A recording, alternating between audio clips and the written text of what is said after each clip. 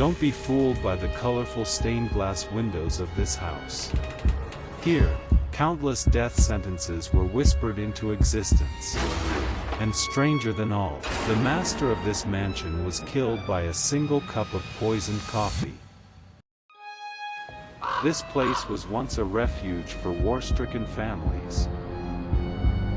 These walls carry the memory of celebrations, fear, poetry, and death. Behind all this beauty, the darkness is hiding. This is the house of Moshir al-Molk, a man who, in the end, was killed by Qajari coffee. Stay with me until the end of this video, because the truth behind his death is nothing like what you imagine. The house of Moshir al-Molk was built in the late Qajar-era. When Mirza Habibollah Khan Moshir al-Molk Ansari rose to power, this mansion was nothing more than an ordinary residence. But everything changed the moment he stepped inside. Moshir al-Molk was strict, political, highly educated, a statesman, a poet, and a major cultural figure of his time. He transformed this house into a center of influence. Official letters were written here.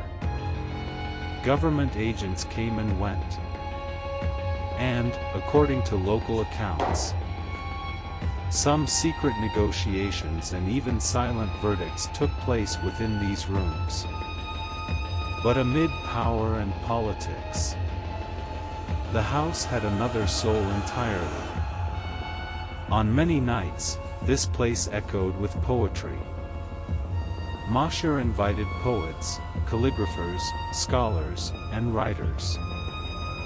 The house became a literary hub. A rare intersection of poetry and politics living under one roof.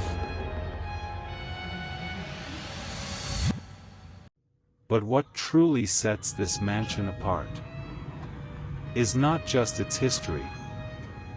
It's the overwhelming visual force inside. The moment you enter, the colors swallow you. Massive wooden sash windows, stained glass, and wall paintings with a strange twist. A fusion of Persian and European aesthetics. During Moshir's time, several artists trained in the Caucasus, Russia, and the Ottoman Empire visited this house. Their influence is obvious. The portraits, shading techniques, and composition look far more European than typical Qajar artwork. This house is a living gallery. A blend of migration, travel, foreign inspiration, and Moshir's own poetic taste etched into the walls.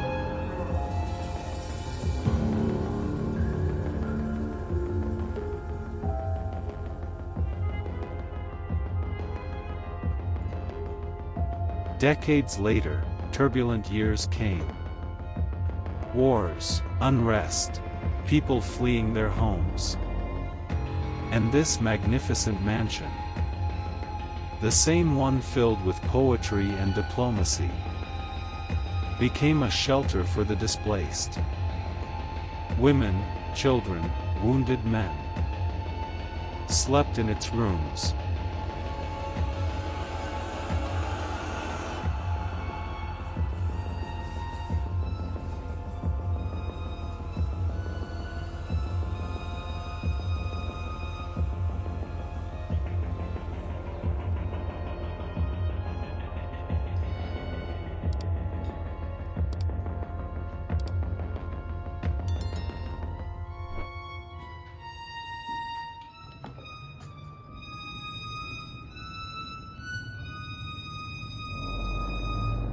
Locals say the sounds of crying echoed through the courtyard.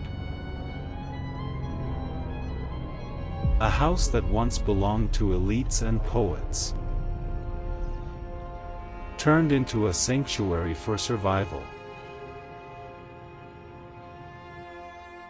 Its walls hold memories of both grandeur and despair.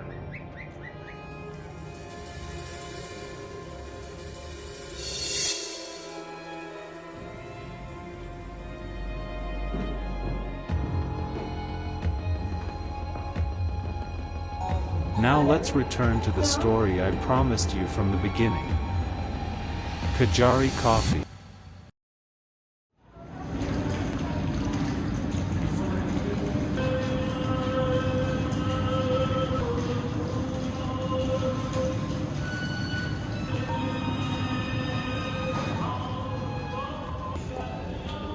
This was no ordinary drink.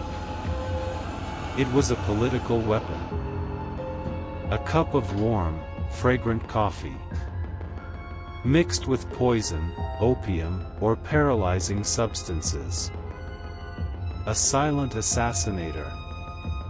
No one could tell whether a victim died naturally or was quietly removed from the game.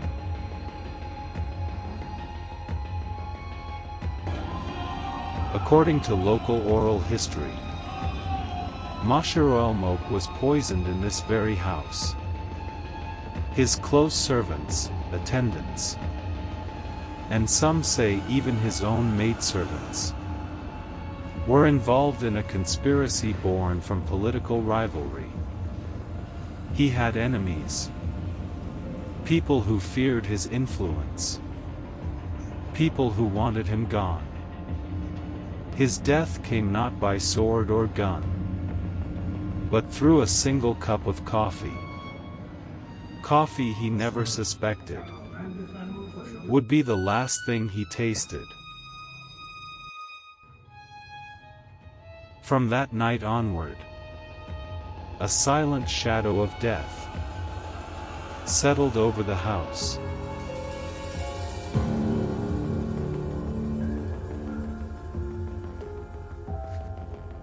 The House of Moshir al-Molk is not just a historical building.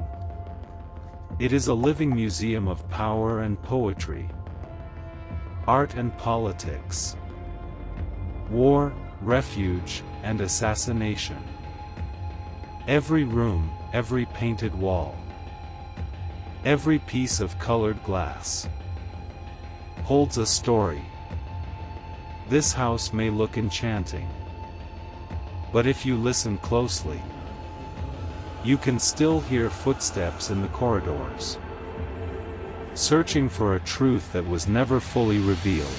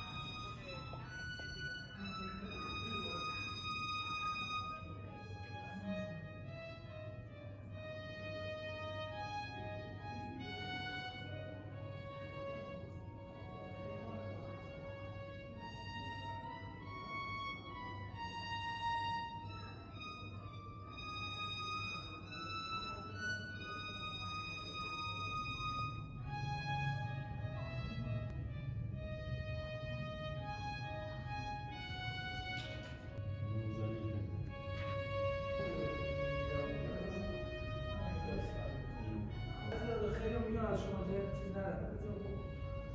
خب نمیدونم، ولی خیلی از بازنده ها من ازم حقیقی کیف کرده که لذت داره. بیشترشون که الان مثلا